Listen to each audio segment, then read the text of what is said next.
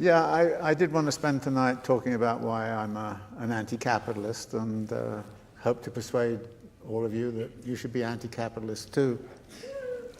I'm sometimes sort of asked, well, why aren't you saying you're a socialist or a Marxist or something like that? And I think in some ways, if you take that path, you get too targeted into certain things and you don't look at other things. One of the amazing things about living in a capitalist society is you can't move anywhere and do anything which doesn't somehow or other find yourself coming up against something or other that has something to do with capital. And therefore, I wanted to be in a position to be able to sort of knock it on the head wherever I saw it. So the position of anti-capitalist is being a bit like anti-mosquitoes. You thwack them wherever you see them. And at some point or other, you say to yourself, wouldn't the world be a better place if there were no mosquitoes and no capitalists? And capitalists do the same thing to you as actually mosquitoes do. They sort of sting you and, you know, make life miserable for you, and they sometimes kill you. So I think the analogy is kind of useful just as a starting point. But I'm an anti-capitalist not because I have some sort of defect in my DNA, which people usually ascribe to me because they kind of said basically I was born insane or something of that kind. I'm not anti-capitalist because I came from a sort of some background which prescribed that. I'm really anti-capitalist because it seems to me it's the only rational position to have, given the analysis I have of what's going on around us in the world right now.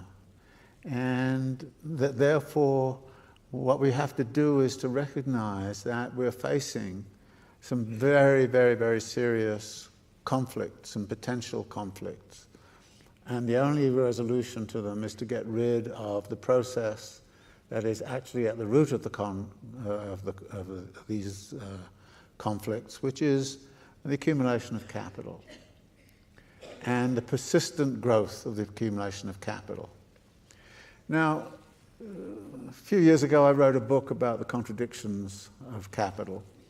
And I ended up with 3 contradictions, which were, I thought, the main contradictions which were threatening to the system as a whole.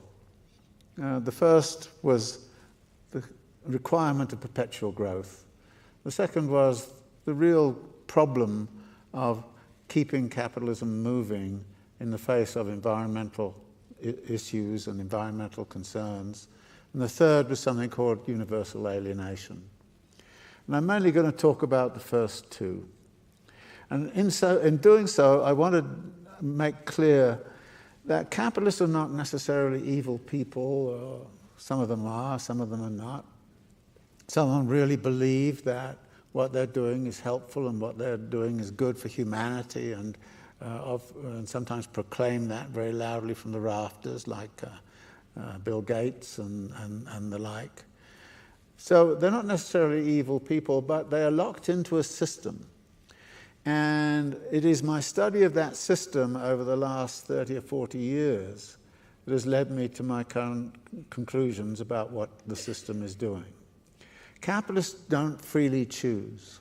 They've built a system which, in a sense, is running them. And they have to behave in a way that actually obeys what Marx called the laws of motion of this system, the laws of motion of capital. And those laws of motion are hard to understand in detail, but there is a fairly simple way to look at it. And it is that the capitalist system is based on the idea that you start the day with a certain amount of money.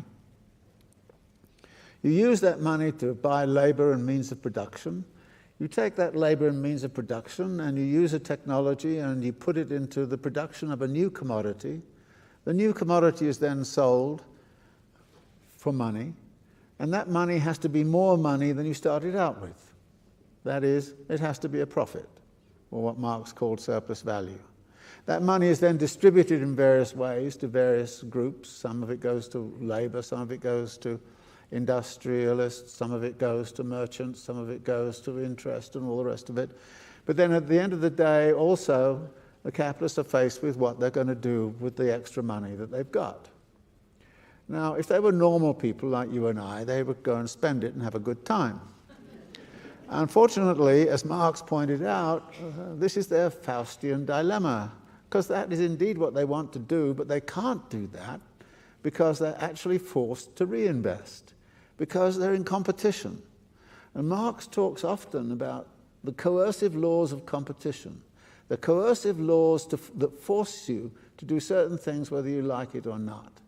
And so the capitalist is forced then to take part of that extra money and then put it to making even more money.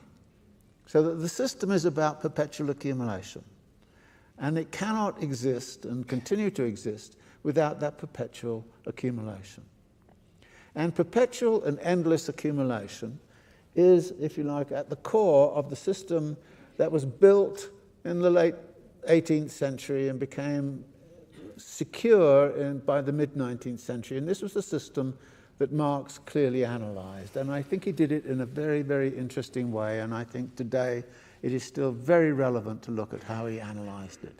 In fact, in a curious way, it's more relevant now than it's ever been before, for one very simple reason.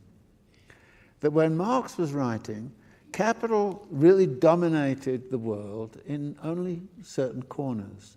It was dominant in Britain, it was dominant in Western Europe, and dominant on the eastern seaboard of the United States. But it wasn't dominant anywhere else. Yes, there was merchant capital going around, but merchant capital, it doesn't follow the logic that I've just outlined. It's industrial capital. So the industrial capitalist system is the one that is constantly expanding.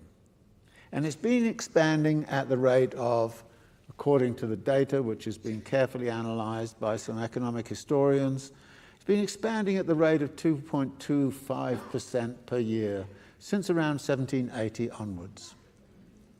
Now, actually, when you go to the press, you'll find that people start to sort of feel fairly comfortable when they say the growth rate is, 3% or above. And 3% is fine. So let's think about a 3% rate of growth. But this is a compounding rate of growth. It's 3% on the 3% on the 3%, and the compounding rate has very interesting properties. I always kind of like to, I say this to students, so I say it to you too. The simplest example is the famous story of the person who invented chess and was asked what it was he would like as a reward by some Indian king, and he said, I want a grain of rice on the first square, and then double it for every square. And the king said, fine, no problem. And of course, one grain goes on the first square, you get 2 grains on the second, then you get 4, then you get 8, then you get 16, and then you get 32, and then you get, on you go. By the time you get about halfway through the board, you've actually exhausted pretty much all the grains of rice in the world. And the king suddenly realized that this compounding is a real problem. But in Marx's time, it was not a problem because the world was open. They were, as it were, on the first row of squares. And the big question for us is, where are we now on that chessboard? What line are we in? And are we approaching the point where we're actually beginning to exhaust everything?